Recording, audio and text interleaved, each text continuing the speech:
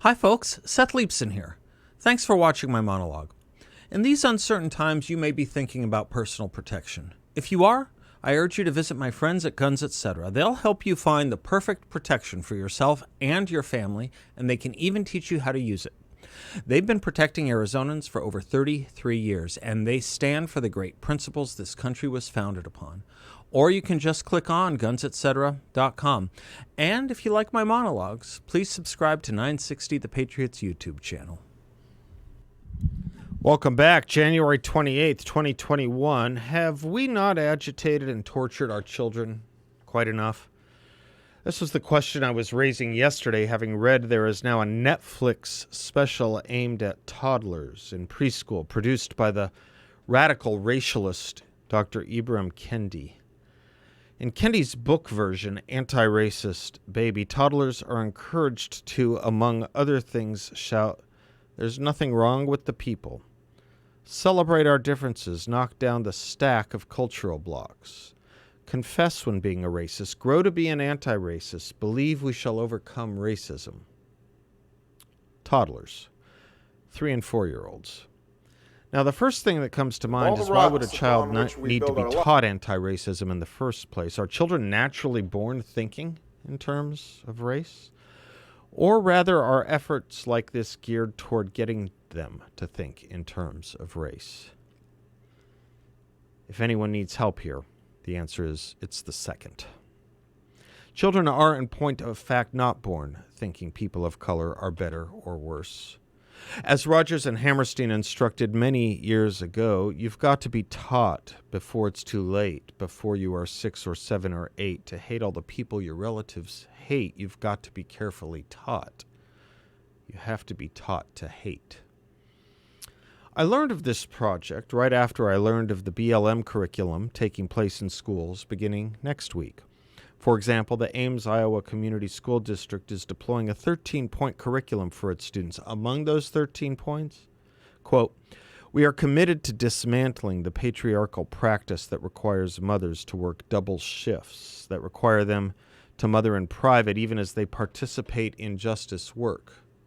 Close quote. Another, "Black villages. We are committed to disrupting the Western prescribed nuclear family structure requirement by supporting each other's extended families and villages that collectively care for one another, and especially our children, to the degree that mothers, parents, and children are comfortable." Notice no use of the word fathers. Another, unapologetically black. We are unapologetically black in our positioning, in affirming that Black Lives Matter. We need not qualify our position. Close quote.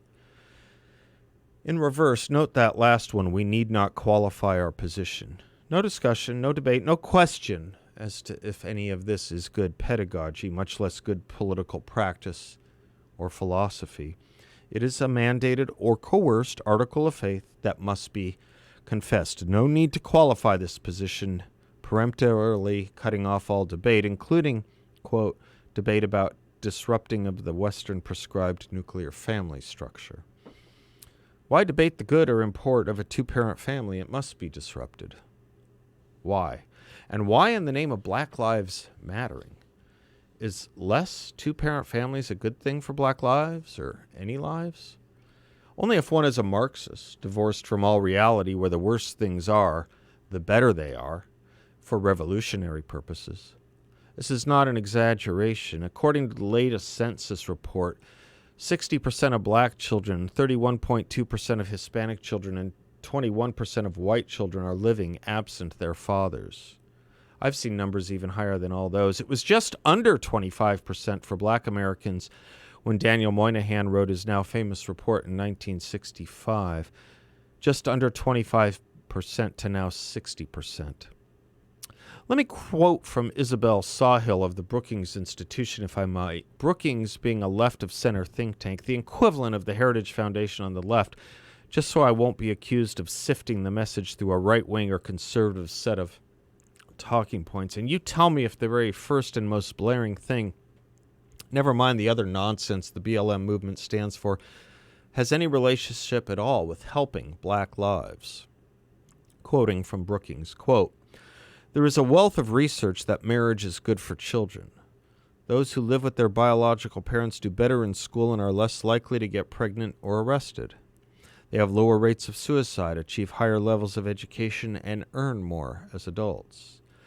Meanwhile, children who spend time in single-parent families are more likely to misbehave, get sick, drop out of high school, and be unemployed. Children raised by single mothers are more likely to fare worse on a number of dimensions, including their school achievement, their social and emotional development, their health, and their success in the labor market. They are at a greater risk of parental abuse and neglect, more likely to become teen parents, and less likely to graduate from high school or college. Close quote. Yes, that's exactly what we need more of in all our communities. Never mind the black community, isn't it? First came to the attention of this issue seriously when I read a landmark piece by Irving Kristol in 1994 titled Life Without Father. There he wrote, quote, "One of the incontestable findings of modern social science is that fathers are very important people. I confess to having been astonished to discover just how important in all sorts of unexpected ways. Thus it turns out that almost 2/3 of rapists, 3/4 of adolescent murderers, and the same percentage of long-term prison inmates are young males who grew up without fathers in the house. I doubt that many fathers have understood that their mission in life had to do with anything like the prevention of rape, murder, or long-term imprisonment among their sons. But it does. You see, it's not about black lives or any lives, really, for the BLM organizations and pedagogical works and curriculum. It's about dismantling the system, a phrase you hear often in socialist circles and from socialist members of Congress. We could name them. Joe Biden has his own take on it, transforming America. Of course, this is all part of the destruction, should I say dismantling, devised by Marxist revolutionaries long ago. I do not exaggerate. In the Communist Manifesto, Karl Marx goes right into this, writing, quote, "On what foundation is the present family, the bourgeois family, based?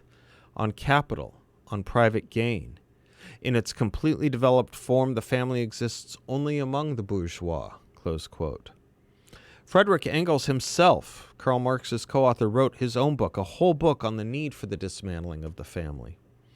Ibram Kendi himself has written that you cannot be an anti-racist and a capitalist. Thus, the Marxist notion that capitalism needing to be dismantled is based on the foundation of the nuclear family, which must be destroyed. I didn't say anything about the first point from the school curriculum, dismantling the patriarchal practice that requires mothers to work double shifts, because there is nowhere in America a requirement of any kind that mothers work double shifts. I will say, however, that if the two-parent family weren't abolished and fathers had jobs, or one of the parents had a job, it can be the mom, of course, no double shifts by one parent would be necessitated. But that's Marxism for you. Remove the organ and demand the function, even when it makes no sense. Now, lest I be accused of thinking too racially in pointing any of this out, that is, the idea of a two-parent family is the product of white think. Allow me to play a little bit from another speech. That of all the rocks upon which we build our lives, we are most dependent on the family. The family is that most important foundation. And we are called to recognize and honor how critical every father is to that foundation. There are teachers and coaches, their mentors, and their role models. They are examples of success, and the men who constantly push us towards success. But if we're honest with ourselves, we'll admit that too many fathers are also missing. Too many fathers are MIA. Too many fathers are AWOL. Missing too many lives and too many homes. They've abandoned their responsibilities. They're acting like boys instead of men. And the foundations of our family have suffered because of it. You and I know this is true everywhere, but nowhere is it more true than in the African American community. We know that more than half of all black children live in single-parent households. Half. A number that's doubled since we were children. We know the statistics that children who grow up with a father are five times more likely to live in poverty and commit crime. They're nine times more likely to drop out of school. 20 times more likely to end up in prison. They're more likely to have behavioral problems, or run away from home, or become teen parents because the father wasn't in the home. The foundations of our community and our country are weaker because of this. Think about it. How many times? Well, that was Barack Obama. last Hopefully year, not someone who also could be accused of white think. So what are we doing to our children, from toddlers to teens, from toddlers being instructed in complex race theory to Teen Vogue promoting the virtues of communism to the Cartoon Network promoting the virtues of transgenderism? Plato, in his Republic, put it this way, quote, "Shall we just carelessly allow children to hear any casual tales which may be devised by casual persons, and to receive into their minds ideas for the most part the very opposite of those which we should wish them to have when they are grown up? Of course not. Anything received into the mind at that age is likely to become indelible and unalterable. And therefore it is most important that the tales which the young first hear should be models of virtuous thought. Then will our youth dwell in a land of health, amid fair sights and sounds, and receive the good in everything, and beauty. The effluence of fair works shall flow into the eye and ear like a health-giving breeze from a purer region, and indelibly draw the soul from the earliest years into likeness and sympathy with the beauty of reason. There is no nobler training than that." Close quote. Now, when you think about that noble training, I think it's worth pointing out that we actually need to be taught that ourselves. I think I know why we need to be instructed in this, and it goes back to a quote by Roger Scruton. "All the best things we have, when abused, will cause bad things to happen. You can plant into a child good as much as you can implant bad. You can implant the beauty of reason, and you can implant the ugliness of terrible passion." When Allen Ginsberg visited Norman Podhoretz, trying to convert him to his leftist countercultural point of view, and Norman was having none of it, Allen departed saying, "We'll get you through your children." Somehow I think the left understands all this better than we do. Leo Strauss wrote that liberal education is liberation from vulgarity. The Greeks had a beautiful word for vulgarity. They called it aperikoleia, lack of experience in things beautiful. Liberal education supplies us with experience in things beautiful, he wrote in the 1950s. That what we're doing now?